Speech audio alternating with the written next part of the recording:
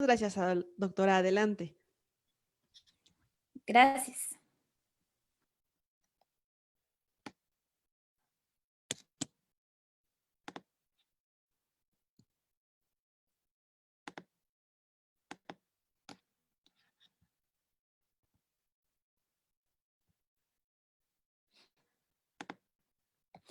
Y bueno, agradezco muchísimo a la doctora por esta invitación. Como bien ya lo mencionó, hoy vamos a hablar de las lesiones cervicales no cariosas y bueno, me voy a presentar un poco antes de empezar.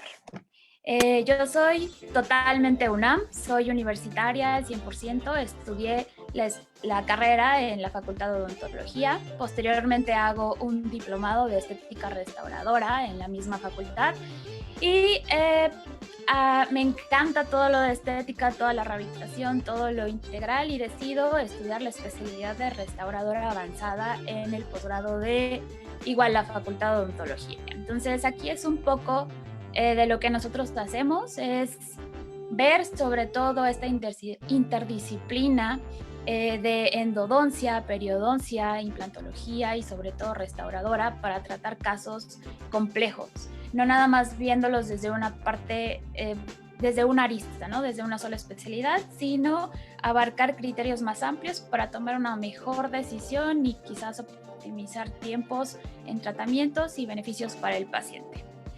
Es por ello que muchas veces vamos a estar platicando tanto temas periodontales como temas endodónticos y temas restauradores a lo largo de la plática.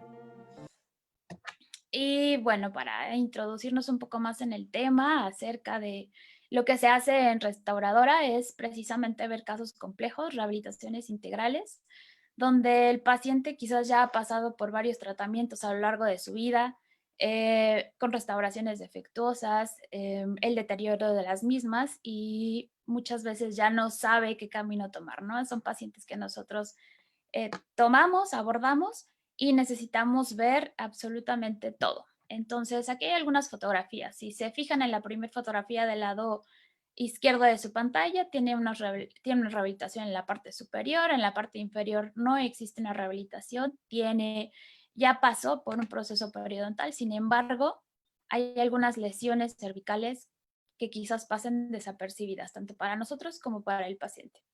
Los casos, el siguiente caso, el caso superior que está en medio, también tiene unas lesiones cervicales no cariosas, algunas restauraciones defectuosas, y lo primero que nosotros notamos en este tipo de casos es, su oclusión no es la ideal, quizás la higiene tampoco. Sin embargo, las lesiones cervicales son cosas que no percibimos al principio. Del lado derecho de la pantalla, igual aquí sí ya podemos percibir un poco más estas lesiones ya restauradas en algunos casos y pues filtradas las restauraciones, ¿no? En el caso inferior tenemos un caso que también requiere una rehabilitación, sin embargo las lesiones prácticamente son imperceptibles, pero existen. Y al final, pues casos más severos. Entonces, ¿a qué voy con esto? Que nosotros de entrada vemos a los pacientes y lo primero que nosotros vamos a ver son restauraciones defectuosas o maloclusión. Sin embargo, no vemos un poco más allá de lo que está pasando. Y por eso quiero empezar con esto acerca de cómo vamos a diagnosticar este tipo de lesiones, cómo las vamos a identificar y cómo han sido clasificadas con el paso del tiempo. Entonces vamos a ver que aquí con el paso del tiempo, el primer autor que habla acerca de estas lesiones es Black en 1862.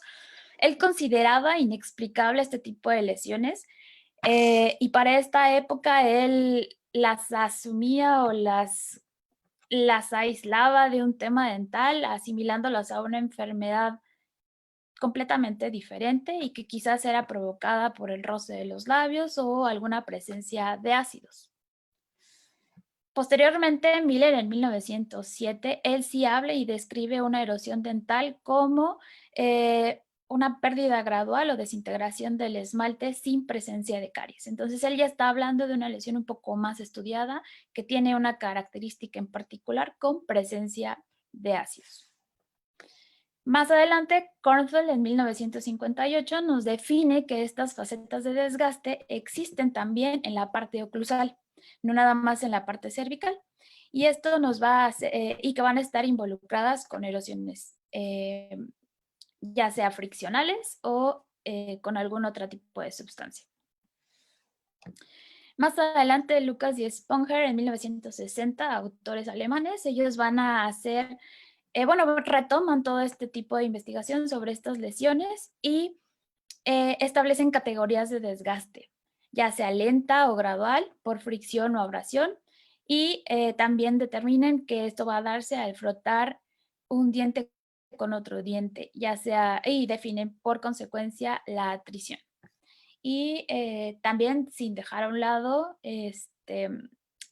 todos los químicos y los determinan como una erosión. McCoy finalmente en 1982 fue el primero en reportar la ruptura de los tejidos dentinarios como resultado de las fuerzas oclusales, es decir, que él ya determinaba que había una afección física en las superficies dentales y no nada más en esmalte, sino también en dentina y también en cemento. Más adelante, Grippo, que es uno de los principales autores sobre este tipo de lesiones y el que más ha estudiado, en el 2004 ya nos menciona y nos define estos términos que se han venido evolucionando con los autores que previamente acabo de mencionar, como es atrición, afracción, erosión y abrasión. Entonces, él define a la abrasión como una lesión en forma de cuña que es causada por fuerzas oclusales excéntricas que van a llegar a la deflexión dental. Posteriormente, en uno de sus artículos más famosos, que es en este que están viendo en pantalla, que es el del 2012, él ya nos menciona que las lesiones cervicales no cariosas van a ser determinadas por multifactores. No nada más va a ser uno solo, como bien se venían mencionando, o que uno en particular causaba cierta lesión en específico. Entonces aquí nos da una tríada de elementos que van a conformarse en un paciente o que van a estar presentes al mismo tiempo para provocar este tipo de lesiones, ¿no? Esta va a ser por estrés, por fricción o biocorrosión. Entonces aquí ya nos vamos a enfrentar a un reto en la parte del diagnóstico. ¿Por qué? Porque nos habla que una lesión no va a ser provocada por un solo factor, que vamos a tener varios factores que van a estar coexistiendo. Quizás a veces serán 2, quizás a veces serán 3 o quizás a veces serán más, inclusive algunos modificadores. Entonces, pues el tratamiento para este tipo de lesiones nos va a generar un reto más grande porque el tratamiento en sí o en particular consiste en eliminar el factor causal de alguna lesión o de alguna afección en particular. Entonces, si no podemos eliminar todos los factores, vamos a estar ante un gran reto. Y Grippo también nos menciona que vamos a tener factores endógenos propios que el cuerpo va a estar produciendo, o factores exógenos dentro de estos 3 tipos que los clasifica así, ¿no? Un factor que es por estrés va a tener factores endógenos. Los factores endógenos vamos a tener clasificados como una parafunción, es decir, bruxismo o algún roce que vamos a estar presentando sobre las estructuras dentarias. Contactos prematuros en las superficies oclusales y la deglución. Aquí también en la parte de estrés tenemos que ver que él hace referencia a qué tanto va a estar presentándose o con qué tanta frecuencia o con qué frecuencia y duración van a estar presentándose este tipo de afecciones físicas. En los factores exógenos va a ser masticar alimentos duros o hábitos como la onicofagia o el uso de alguna aparatología, ya sea prótesis removible o brackets. Tiene otro apartado que es la biocorrosión. Aquí la biocorrosión estaba muy asociada a erosión y corrosión, sin embargo, hoy en día el término adecuado va a ser biocorrosión y vamos a tener algunos factores como son los endógenos propios del cuerpo, como es el fluido crevicular o los jugos gástricos en algunos pacientes que, por ejemplo, presenten bulimia.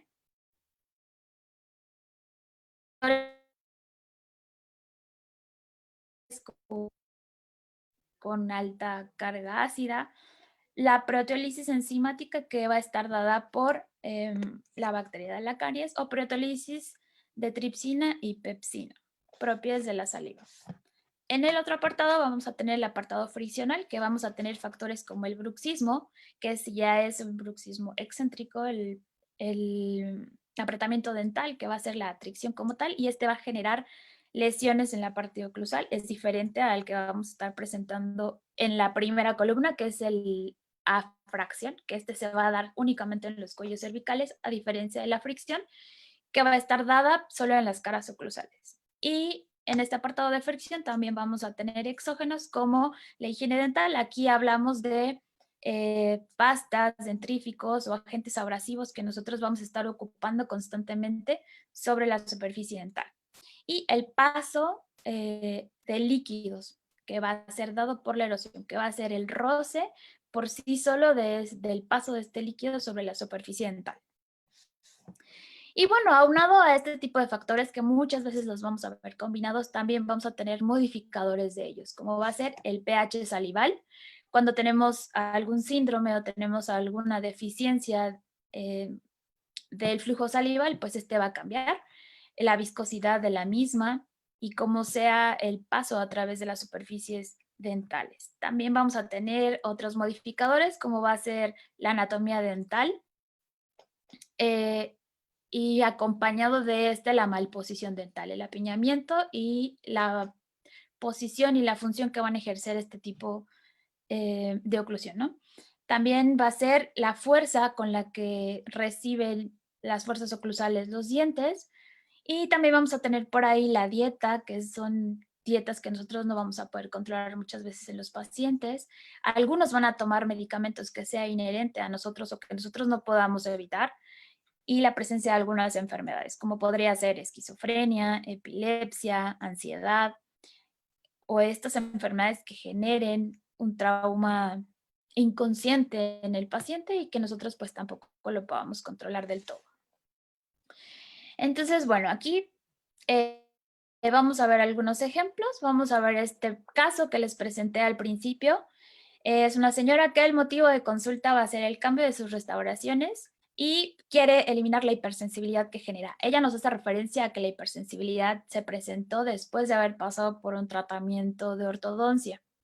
Sin embargo, al hacer el análisis de su caso, la hipersensibilidad se va dando paulatino, eh, o sea, posterior al tratamiento de ortodoncia. Entonces, cuando nosotros hacemos el análisis, vemos que tiene algunos puntos prematuros de contacto, sobre todo en los premolares. Esto es algo muy común, sobre todo en este tipo de lesiones, que los contactos prematuros existan en la zona de premolares o en los molares, primeros molares de los pacientes. Y bueno, esto le va a dar por consecuencia una hipersensibilidad. Aquí también es importante mencionar que aunque las lesiones son pequeñas, también va a presentar una pérdida de tejidos de soporte, que van a ser recesiones. Esto es diferente a lo que estamos hablando de las lesiones cervicales no cariosas. Una cosa es la pérdida de estructura dental o la presencia de una lesión en la estructura dentaria, y también vamos a tener muchas veces acompañado de estas lesiones una recesión. Y bueno, aquí hablamos de la nueva clasificación de Cairo del 2017, donde él ya nos hace referencia a cómo podemos clasificar estas lesiones para saber cómo podemos tratarlas.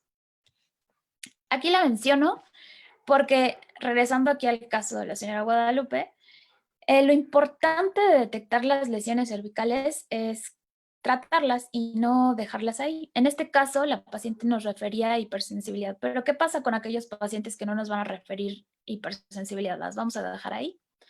Posiblemente no, o no sería lo correcto. ¿Por qué? Porque siempre van a estar existiendo todos estos factores endógenos o, algunas otras presencia de otros modificadores, como sería la pasta, la erosión, o si dejamos los puntos prematuros, pues estas lesiones van a irse agravando con el paso del tiempo hasta que la paciente nos mencione ya una sintomatología más importante, ¿no? Entonces, no necesitamos dejar que los pacientes lleguen a que nos referencien una sintomatología para necesitar tratarlas como antes se pensaba. Aquí lo importante es devolver una protección, que sería la función de estas estructuras perdidas. En este caso, se podría decir que la paciente no tiene una pérdida dramática de el esmalte o la dentina, sin embargo, sí tiene una pérdida del cemento, que el cemento es la protección que le va a dar a la dentina radicular. Entonces, tenemos que devolverle esa protección. ¿Y cómo se la vamos a dar? Bueno, pues aquí tenemos dos opciones, ¿no? Ya sea restaurador o quirúrgico. Entonces, en este caso, el restaurador no sería una parte viable porque la superficie no tiene una concavidad. Y porque, de acuerdo a la nueva clasificación, nosotros sí podemos devolverle esa protección con un acto quirúrgico. Entonces, de acuerdo a la nueva clasificación del Cairo, a diferencia de la clasificación de Miller con la que antiguamente estábamos trabajando y que inclusive muchas veces todavía sigue ocupándose, es considerar a qué altura está la cresta interproximal con referencia a la unión cemento-esmalte y la posición del tejido blando en la parte cervical. Entonces, en este caso, la paciente va a ser una clase 1 de Cairo, por lo cual se hace totalmente operable y un 100% de predictibilidad en la cobertura. En el diagnóstico de la paciente vamos a tener que va a ser biocorrosión, una recesión clase 1 de Cairo, la hipersensibilidad que va a presentar la paciente y el bruxismo. Para el tratamiento es primero vamos a eliminar los puntos prematuros de contacto, aunado de una buena fase 1, y aquí vamos a hacer un hincapié en la técnica de cepillado para que la paciente pues controle todos estos biocorrosivos. Y posteriormente ya vamos a pasar al tratamiento quirúrgico, que va a ser una cobertura radicular con un desplazado semilunar. En este caso no ocupamos puntos de sutura y estamos garantizando la cobertura de la zona afectada. Aquí tenemos otro caso, que es el que veíamos anteriormente en la diapositiva número 2, que el motivo de la consulta de esta paciente es que se me están fracturando todos mis dientes. La paciente, además de que nos comenta que se le están fracturando todos sus dientes, no puede masticar. Ella menciona que tiene problemas articulares y quisiera cambiar todas sus restauraciones. Dentro de la historia clínica de la paciente tiene síndrome de Sjögren, que es un modificador que sería por enfermedad, y apnea del sueño. Además de que rechina sus dientes, que también no lo comenta. Entonces, vámonos al diente 46. La paciente nos dice que se le fracturó la cúspide lingual, al igual que en el diente 26, la cúspide vestibular. Aquí nos habla de una parafunción. Entonces, vamos a ver que los dientes quizás no están en la mejor posición, que es algo que podríamos modificar, sí, ya sea protésicamente o ortodónticamente. Y vamos a tener también la presencia de ya una fracción. Aquí ya vamos a determinar una recesión clase 2. También vamos a tener la presencia de atrición porque tiene las caras oclusales desgastadas, una fractura coronal, como bien la paciente nos lo refirió, y pues la presencia de bruxismo. Entonces, ante este tipo de casos, aquí ya tenemos pérdida de estructura del esmalte, lesiones cervicales no cariosas, tanto en la parte oclusal como en la parte cervical, pérdida de estructura dentinaria, pérdida de cemento y además una recesión. Entonces, el objetivo de rehabilitar este tipo de lesiones sería devolver la estructura pérdida, además de eliminar el factor causal, ¿no? Entonces, uno de los factores causales que podemos nosotros controlar en este tipo de lesiones sería, pues, todos los contactos excesivos o los traumas oclusales para poder frenar un poco este tipo de lesiones, ¿no? Hay algunos factores que nosotros no vamos a poder modificar, por ejemplo, en el caso de la paciente, o por qué es importante rehabilitar este tipo de lesiones, sería por el síndrome de Sjögren, ¿no? El síndrome de Sjögren es la disminución del flujo salival, entre otros sintomatología aparte del síndrome, pero a nosotros en particular sería la disminución del flujo salival. Entonces, eso va a hacer que siempre haya presencia de bacterias, se acumule placa y esto va a hacer que pues, se dé una degradación proteolítica de la zona y pues lo deja susceptible. Así que pues tenemos que rehabilitarlo o proteger la zona dentinaria radicular. En este caso, nosotros no vamos a poder hacer una cobertura quirúrgica total porque es una clasificación 2 del Cairo. Así que pues la cobertura no va a ser al 100%. Además de que también tenemos la afección en la parte oclusal, que es la fractura de la cúspide lingual y la atrición. Entonces, vamos a hacer un ajuste oclusal de la paciente como parte primordial del tratamiento. Una fase 1, hacer una buena técnica de cepillado, eliminar todos los factores retentivos de placa. Y posteriormente vamos a hacer una corona provisional. La corona provisional, bueno, la preparación para una corona va a estar dada con un provisional para que pueda pasar al acto quirúrgico. Aquí nosotros vamos a preparar hasta la unión cemento-esmalte, porque nosotros vamos a tratar de predecir que hasta ahí vamos a dar la cobertura. Y posterior del acto quirúrgico, 4 meses después, nosotros vamos a poder determinar qué tanto fue la cobertura y poder modificar la preparación. Entonces se hace la restauración y posteriormente ya con el provisional se hace el injerto de tejido libre. En este caso fue desepitalizado y con un desplazado coronal. Aquí está el acto quirúrgico y más o menos 4 meses después vamos a evaluar el grado de la cobertura y poder realizar su corona para la rehabilitación protésica y que este sitio quede totalmente rehabilitado. Pero bueno, aquí tenemos ya 2 casos, ¿no? El caso que vimos al principio, el caso que fue una cobertura únicamente quirúrgica y resolvimos la situación. El caso número 2, que ya era una afección un poco más avanzada y tuvimos que combinar tanto quirúrgico como protésico. Pero, ¿qué hay de este tipo de casos, no? Este caso, el paciente llega con el motivo de consulta: quiero arreglarme mis dientes y quiero colocarme implantes. Cuando nosotros analizamos su oclusión y su sonrisa, pues vemos múltiples restauraciones desajustadas, deterioradas, apiñamiento dental, ausencia de algunos dientes. Él era portador de prótesis removible. Y bueno, el paciente ha estado en constante tratamiento todo el tiempo. Él acude con nosotros a la especialidad ya con un tratamiento previo de periodoncia. Entonces, si somos un poco observadores, en la parte inferior anterior, él ya trae injertos de tejido libre. Y bueno, entonces cuando nosotros analizamos el caso, ¿qué hacemos aquí?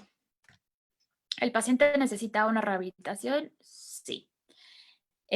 Vamos a darle una rehabilitación radical, quizás no es la opción.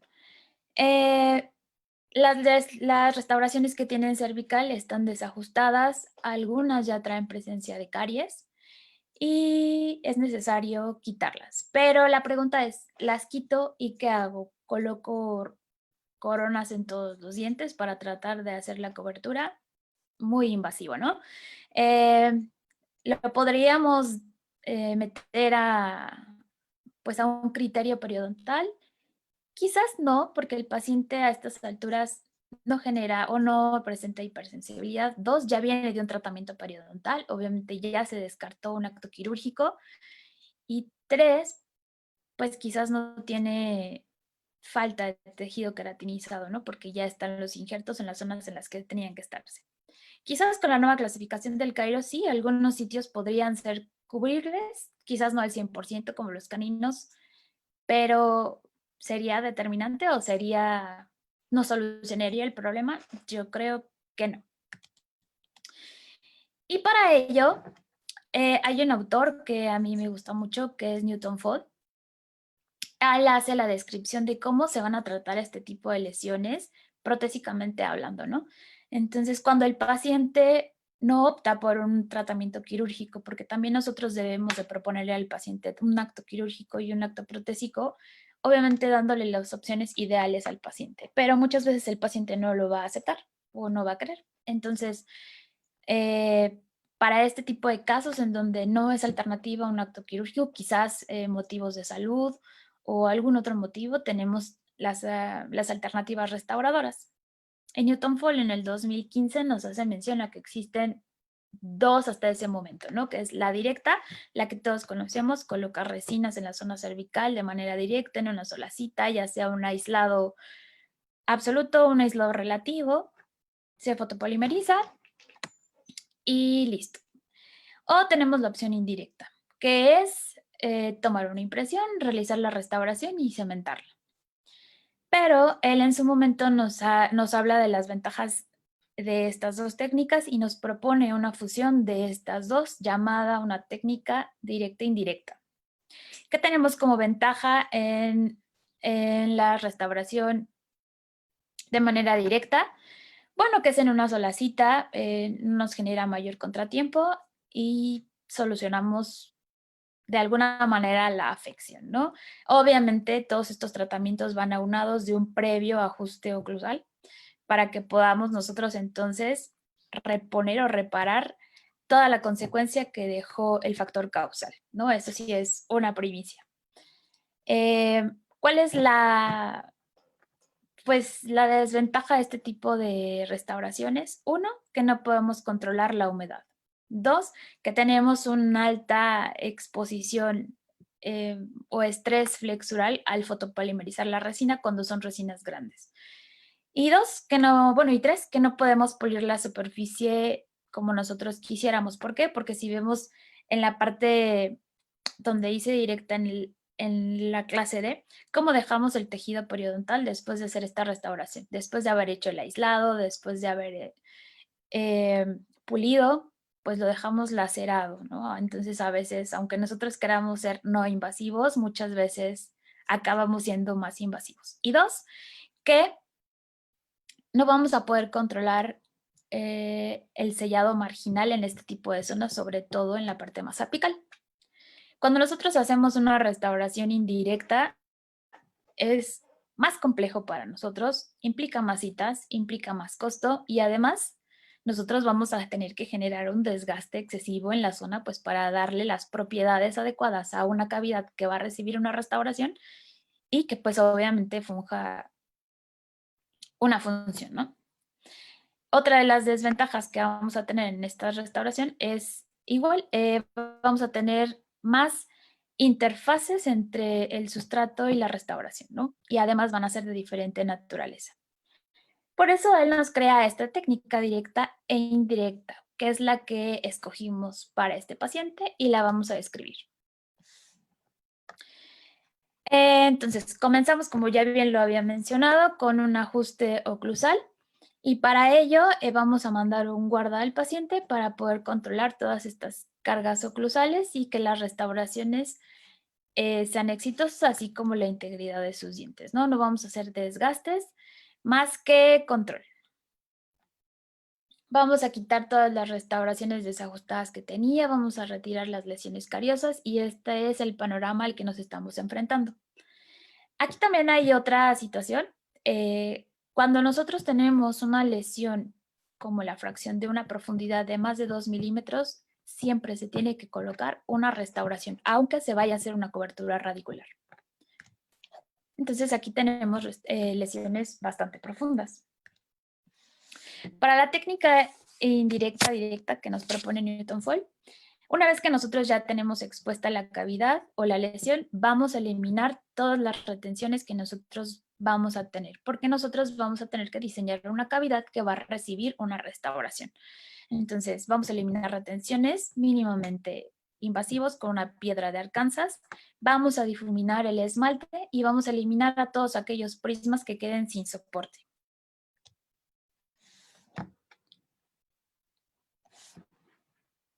Una vez que nosotros ya tenemos diseñada la cavidad, ahora sí, vamos a ocupar una resina. La resina ideal va a ser una nanohíbrida. Estas resinas van a tener una flexión bastante adecuada para esta zona. Recordemos que estamos rehabilitando una zona dentinaria que va a tener una alta carga flexural, así que este va a ser un material adecuado para la zona. Vamos a colocar la resina directo en la cavidad sin colocar adhesivos, sin colocar ningún separador, nada de glicerina ni nada. Únicamente vamos a secar bien la superficie y vamos a colocar la resina. La podemos colocar con espátula o la podemos colocar con pues directo, ¿no? Con la mano, con el dedo y la vamos a moldar. Lo que nosotros vamos a intentar hacer es darle la cobertura que nosotros queremos. ¿Qué ventaja tenemos ante ello? Que nosotros vamos a poder diseñar la restauración como nosotros queramos. Nos podemos tardar el tiempo que nosotros queramos. ¿Por qué? Porque la fotopolimerización para nosotros en este momento no es indispensable. Entonces, inclusive aquí el autor nos menciona que podríamos estratificar, si nosotros queremos darle una alta estética, podríamos estratificar en la parte más profunda de la cavidad, podremos colocar una resina body y posteriormente una resina esmalte o una resina, en algunos casos, color rosa, ¿no? Entonces, que sí las hay. Aquí ya es cuestión de gustos y cuestión del operador que quiera tardarse todo lo que quiera tardarse en este tipo de diseños. Una vez que nosotros tenemos diseñada ya la restauración, vamos a hacer un fotopolimerizado. Y listo. Ya que tenemos el fotopolimerizado, vamos a evaluar que exista el sellado en las restauraciones. Aquí podemos evaluar, una vez que ya está fotopolimerizada, el color, la translucidez de la resina, y obviamente que la cobertura se dé al 100% en las zonas que queremos. Otra de las ventajas es que si no se da la cobertura, podemos añadir o quitar resina como nosotros queramos en ese momento. Y aquí es lo que les comentaba, ¿no? El autor nos menciona que podemos hacer algún estratificado dependiendo de la estructura que nosotros veamos perdida o la profundidad que nosotros tengamos. Una vez que ya está aceptado por nosotros la restauración y por el paciente, la vamos a retirar. La vamos a retirar con un explorador, se va a desprender.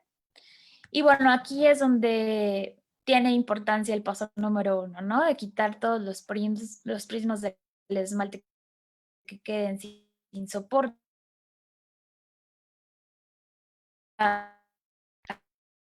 Pues, entonces, si eso pasa, tenemos la ventaja de que la podemos reparar.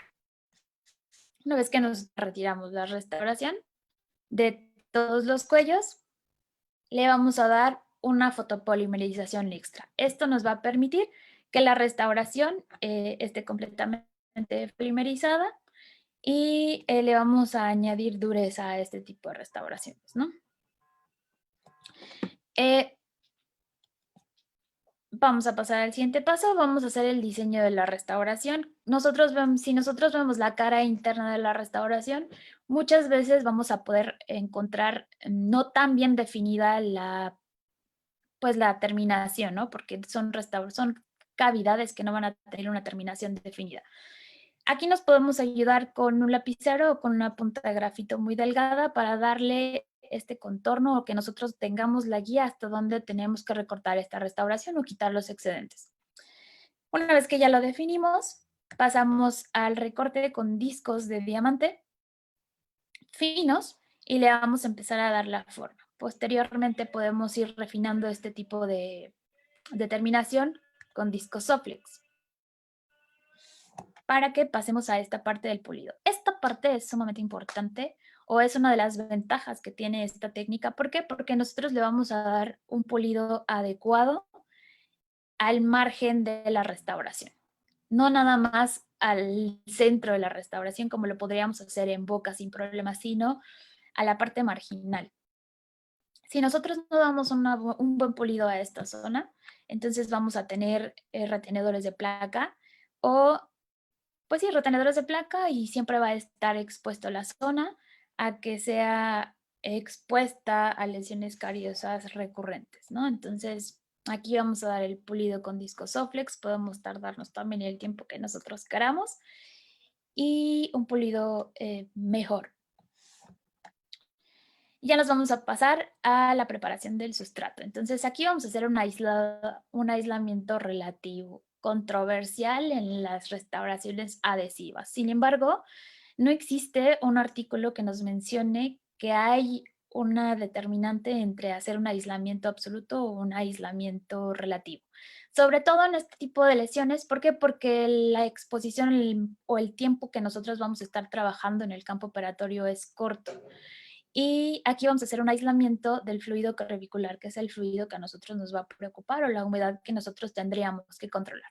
Entonces vamos a colocar un hilo retractor de 3 ceros o dependiendo del biotipo periodontal que nosotros en el que estemos trabajando. Aquí, si se fijan, nosotros vamos a hacer una rehabilitación integral, esto es decir, desde molar a molar. Una de las ventajas de esta técnica es que, por ejemplo, en la zona de los molares, Cuando nosotros la quisiéramos hacer directa, pues está más posterior. La visión no es la mejor, quizás en la zona distal de la zona de la cavidad, pues no vamos a tener el control ni para sellar la resina, quizás no para fotopolimerizarla, y tres, por último, para pulirla. Entonces, aquí con esta técnica podemos hacer todas las restauraciones en una sola cita y vamos a abarcar hasta los molares. Entonces, teniendo un control y un sellado de esta zona. Entonces, esa es una de las ventajas también de esta técnica. Una vez que ya nosotros aislamos, vamos a hacer el acondicionamiento. Nosotros vamos a hacer un arenado de la superficie. Suena agresivo, pero no lo es. Recordemos que en esta era adhesiva nosotros, además de tener una adhesión química, tenemos que tener esta micro retención.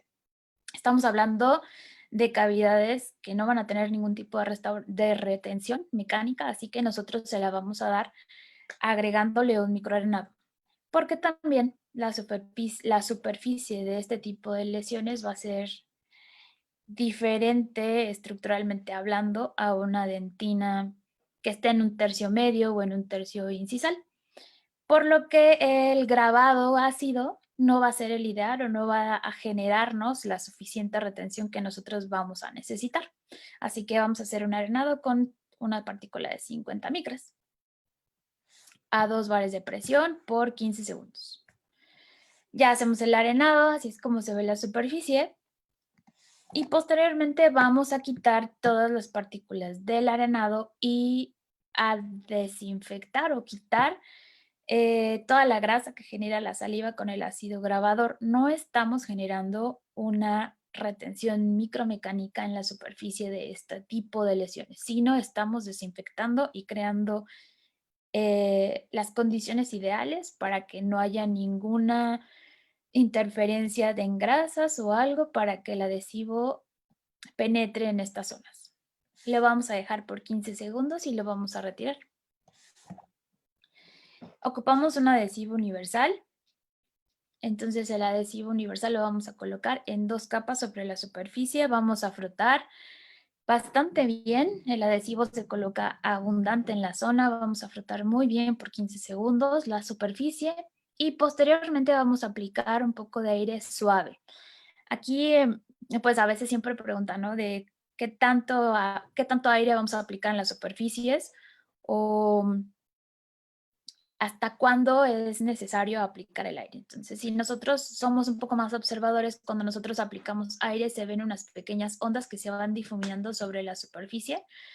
Y una vez que nosotros vemos que esas ondas ya no se siguen propagando, es el tiempo adecuado para dejar de colocar el aire, ¿no? Lo que estamos haciendo con el aire es disolver al vehículo con el que estamos aplicando el adhesivo. Y fotopolimerizamos. Una vez que ya tenemos acondicionado el sustrato, vamos a hacer el acondicionamiento de la restauración. La restauración en la parte interna va también a llevar un microarenado para este tipo de micro retención. Después de la arena igual con las mismas partículas de 50 micras, después vamos a generar la limpieza de la zona, quitar todas las grasas de la superficie con el ácido grabador por 20 segundos, que es ácido ortofosfórico, y vamos a colocar una capa de adhesivo también en esta zona. Aquí tenemos 2 opciones de cementación, ya sea que nosotros ocupemos un cemento dual a base de aminas o, en este caso, resina fluida. ¿Por qué sí se puede ocupar resina fluida? Porque la restauración no tiene más de 2 milímetros de grosor y porque la luz puede penetrar perfectamente bien. Aquí estamos hablando también de que ustedes tienen que tener el criterio de que la lámpara que ustedes están ocupando tenga la intensidad adecuada para llegar a penetrar hasta la resina fluida, porque si no, no va a haber una correcta fotopolimerización del sitio. Entonces ahí sí yo les recomendaría que el medio cementante que ustedes ocupen sea un cemento dual. Y bueno, vamos a la cementación, se coloca la resina fluida, colocamos la restauración y fotopolimerizamos. Quitamos los hilos retractores y así es como queda de manera inmediata la zona. Y al final, si nosotros así lo requerimos, podamos hacer un pulido final ya directo en la superficie, sobre todo en la interfase. Aquí tenemos una comparativa del antes y el después del paciente y una foto de evolución al año. Aquí, ¿qué nos determina? Que, bueno, las restauraciones no tienen ninguna filtración, está controlado el esquema oclusal y están en perfecto estado las restauraciones. Como ventajas de este tipo o esta técnica es que se va a dar en una sola cita, que hay un mejor control del campo operatorio, hay un control del pulido marginal, que es importante para el tejido blando o los tejidos de soporte, la mejor adaptación, porque nosotros vamos a poder determinar esta línea determinado cuando nosotros retiramos la restauración, podemos probarla cuantas veces nosotros queramos, podemos repararla o podemos adicionarle si es necesario. Hay una disminución del estrés flexural por la fotopolimerización. No es lo mismo estar fotopolimerizando capa por capa y generar una contracción sobre o el microdesprendimiento de la restauración propio de esta contracción del polímero, a que nosotros fotopolimericemos una sola vez, fotopolimericemos de nuevo la resina de manera externa y que además esa contracción que se pudo haber generado o ese espacio entre la restauración y la cavidad, nosotros la vamos a compensar con el medio cementante. Hay un mejor acceso a áreas difíciles, como lo mencionaba, en las zonas de molares, un mejor diseño de la restauración y por consecuencia vamos a tener salud periodontal, así como pues satisfacción del paciente, ¿no? No es tan tortuoso como las otras. Y bueno, como conclusión, pues es que a pesar de la disparidad publicada que existe en todos los artículos, la presencia de estas lesiones afecta a muchos pacientes en nuestras consultas y es necesario que nosotros conozcamos la etiología, que son multifactoriales, que hay factores que nosotros no vamos a poder controlar. Sin embargo, hay un factor que nosotros podríamos controlar, que es los puntos prematuros de contacto, una buena oclusión, una buena técnica de cepillado, controlar quizás la dieta en algunos pacientes en donde se pueda y bueno, sobre todo, en reparar o proteger la estructura dentinaria que va a quedar expuesta por consecuencia de la propia formación de este tipo de lesiones, ¿no? Y bueno, es benéfico conocer opciones rehabilitadoras que nos ofrezcan mejores resultados y predictibilidad a largo plazo, así como beneficios para el paciente y para nosotros como operadores. Y pues listo, muchísimas gracias por su atención, espero haya sido un tema de su agrado. Y aquí les dejo un QR para las referencias bibliográficas. Muchísimas gracias. Muchas gracias, doctora, por compartirnos sus conocimientos. Tiene muchos saludos desde Nicaragua, Argentina, Chiapas, Estado de México, Tijuana, Oaxaca, Texas, Mexicali, Baja California, Puebla, Toluca, Campeche, Tlaxcala, Bolivia. La doctora Claudia Cárdenas también le manda muchos saludos. Y pues vamos con las preguntas. La doctora Betty Ocampo pregunta, ¿qué opina de las restauraciones con Vitremer? Es bueno, sin embargo, no deja de ser un ionómero de vidrio y entonces aquí la desventaja principal del ionómero de vidrio es su alta solubilidad y que no va a tener la suficiente resistencia a las cargas. Por eso, si nosotros tenemos la capacidad de esta adhesión o este tipo de agentes como hoy tenemos el adhesivo Universal, nos va a permitir una mejor adhesión, ¿no? Porque a veces la controversia era de no voy a colocar una resina porque la resina va a tener microfiltración, la adhesión no va a ser buena en este tipo de zonas y pues nos vamos, se podría decir que algo más seguro como es una adhesión química con el ionómero de vidrio. Sin embargo, pues hoy en día no tenemos ya esa desventaja y si tenemos la ventaja de una resina nanohíbrida, pues qué mejor. Gracias, doctora. La doctora Sare Isasiga. ¿Las restauraciones se cementan con resina fluida o con resina dual? Como lo mencionaba, puede ser con ambas. Puede ser con resina fluida, si es que la lámpara con la que nosotros contamos da la capacidad de fotopolimerizar o tiene una penetrancia sobre estas restauraciones, ¿no? Esto también va a depender de qué opacidad ocupamos en la resina para la restauración. Si ocupamos una resina de dentina, pues entonces nosotros quizás no vamos a tener la penetrancia de la luz. Entonces, si ocupamos una resina body y el grosor de nuestra restauración no es más de 2 milímetros, podríamos cementar con una resina fluida. Si nosotros no vamos a tener la capacidad de controlar eso o no tenemos la certeza de que la luz no va a llegar, mejor nos vamos a un cemento dual. Ok, gracias, doctora. Eh, pregunta Armando Álvarez, ¿qué cemento se recomienda? Bueno, ahorita ya lo contestó. ¿Y se puede cementar con ionómero? No. ¿No? No, el ionómero no sería un factor, porque ya estaríamos mezclando diferentes capas o de diferente naturaleza y pues no tendría razón de ser si ya tenemos en nuestras manos un cemento dual, por ejemplo. Ok, gracias, doctora. Ángel Eduardo López pregunta, sé que las lesiones no cariosas son de origen multifactorial, pero quisiera saber qué importancia o qué tan significativo es el factor estrés emocional en este tipo de lesiones y si es así, quisiera saber su opinión. Eh, Estrés emocional. Sí, claro, es parte de un factor que nosotros no vamos a poder controlar, pero el factor emocional pues se puede plasmar o se puede catalogar dentro de los factores que Gripo nos menciona, ¿no? Como factor oclusal, que es muchas veces lo que nosotros vamos a tratar de controlar de manera local en los esquemas oclusales. U otro factor que nosotros podríamos considerar emocional puede ser, por ejemplo, cuando hay presencia de la enfermedad de ansiedad.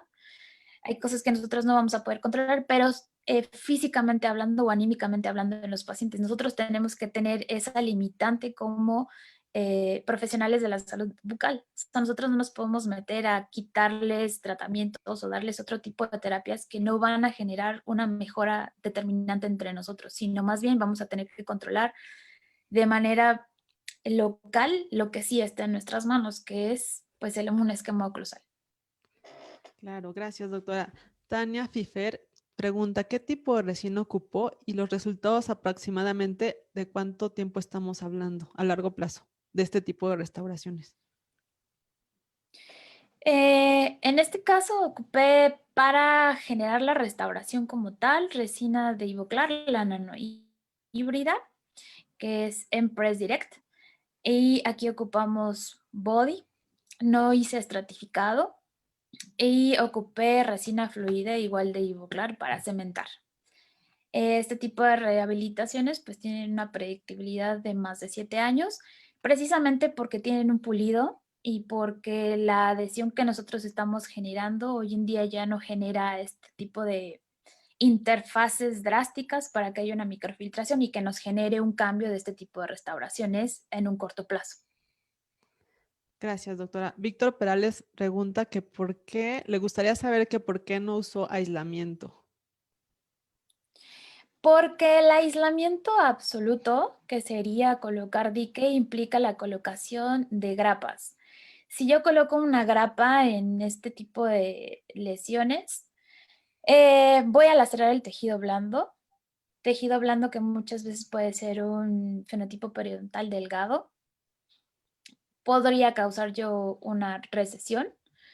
Y dos, porque posiblemente no me permita el sellado de la restauración como originalmente la tiene. No me va a permitir tener el retiro del cemento excesivo y bueno, en este caso estoy colocando un aislamiento relativo con el hilo retractor que permite ser un poco más amigables con los tejidos periodontales y dos, porque el control de la humedad le estamos dando eh, que quizás no está en las fotografías, pero tenemos un retractor y aparte tenemos controlar la humedad en la zona de la lengua con gases. Entonces, pues hay estudios en donde no es determinante colocar un aislamiento absoluto para el éxito de una buena adhesión, además de que el tiempo de exposición que yo estoy ocupando es menor, ya justo en boca. Entonces, si puedo evitarme lacerar el tejido, qué mejor. Gracias, doctora. Pregunta el doctor Ale Garcés, ¿con qué puedo sustituir el arenado, el microarenado de la zona? Mm, mm, pues podría sustituirlo con EDTA. Eh, Justo Newton Fall menciona que estas zonas cervicales con este tipo de lesiones, la dentina es amorfo muchas veces se genera dentina esclerótica por el tipo de afección progresivo. Entonces, si nosotros colocamos un ácido grabador, no va a tener la eficiencia que nosotros queremos. Y para generar esa microrretención o acondicionamiento de la superficie, una opción para sustituir el arenado sería EDTA. Yo en particular no lo recomendaría porque el EDTA es un agente quelante y que si nosotros tenemos vitalidad en estos dientes, posiblemente podamos causar una hipersensibilidad posterior. Preferiría algo mecánico como es el arenado. Si lo tiene y si ustedes están en sus posibilidades de adquirir un arenado, creo que en cualquier protocolo adhesivo hoy en día, ya sea este que estamos viendo ahora o en algunas restauraciones como carillas o en otros protocolos tabletops que están hoy en día muy de moda, el arenado es básico. Y se arena con lo mismo la restauración